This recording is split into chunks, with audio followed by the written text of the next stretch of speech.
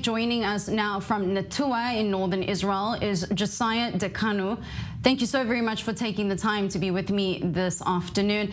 I believe that you, along with your son, were evacuated with his pregnant wife, but you are still in the north. Why is that? Yeah. Well, I actually officially am an evacuee. However, maybe something Seth didn't tell you is when the war started, I had 3 daughters, 2 of which were 8 months pregnant, and 5 grandchildren up here with us, and the sons were moved off to Miloim. So we evacuated them. We've moved 3 times, so I'm officially evacuated. However, if my son's up here and the Kitat Konanut need things, then that's what I've been doing, is coming back and forth to supply them with the needs that they need. Now, displaced Israelis are calling on Biden and his administration to allow them to return back to their homes in the north. Do you believe it's imperative for you, your son, your family to be able to return home to the north, or is it better for them right now to be more towards central Israel, especially if a full-scale war with Hezbollah breaks out? So, I mean, it is scary. Where we are in Netua, we have artillery fire. We see even a farmer has been hit here by the anti-tank missiles and these kind of things. I would certainly not bring my family back to this as it stands, but something has to be done. We can't imagine ever going back to normal unless Hezbollah is pushed way back, if not removed from the region altogether.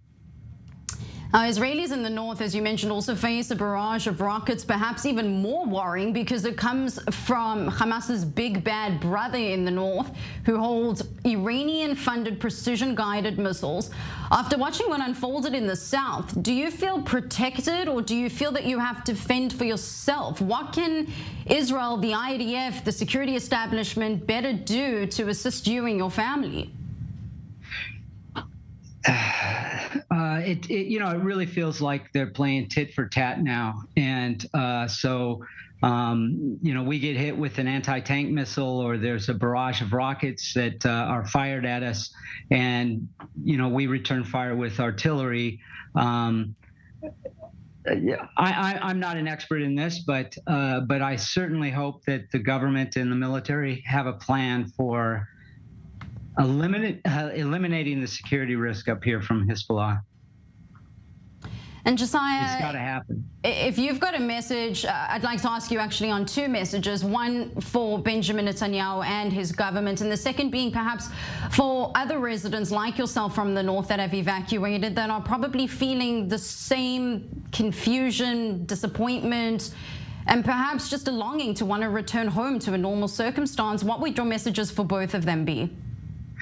To Biden, as you've heard in recent weeks, they've talked about Hezbollah not crossing that red line. And for us Northerners, that red line has been crossed. We've had fatalities here and casualties here, and we can't return home. I'm one of 100,000 of us, and this needs to be remedied. And I think you said for Biden,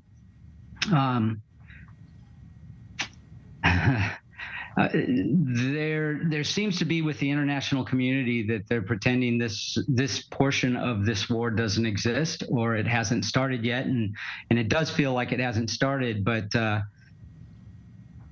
we need a resolution. Absolutely, and more so than a resolution, residents need to be able to return to their homes and to be able to feel like some semblance of normal life continues. Josiah Dekanu, I want to thank you so very much for taking the time to join us in northern Israel at the moment, even as an evacuee. I want to thank you very much, and also just hope that you manage to stay safe while you're there. We're staying safe. That's the most important thing. Thank you.